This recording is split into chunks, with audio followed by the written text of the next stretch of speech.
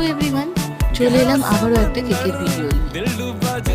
আজকে যে কেকটা বানাবো সেটা এখন খুবই ট্রেন্ডে চলছে।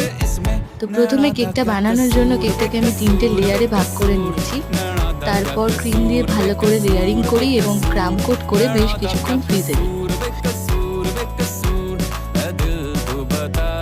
ফ্রিজ থেকে বার করার পর কেকটাকে পুরোপুরিভাবে ক্রিম দিয়ে কভার করি এবং দুটো কালার দিয়ে সুন্দর করে একটা শেড আনার চেষ্টা করি।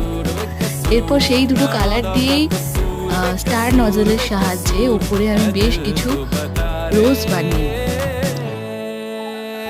এরপর যে ছবিটা আমি চুজ করেছিলাম কেকটার জন্য সেটাকে সুন্দর করে কেটে সামনে বসাই এবং সেইটার সাথে একটা পাইপ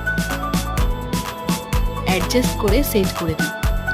লাস্টে ক্যান্ডেলটা নেভানোরও একটা ভিডিও আমি তোমাদের সাথে শেয়ার করলাম।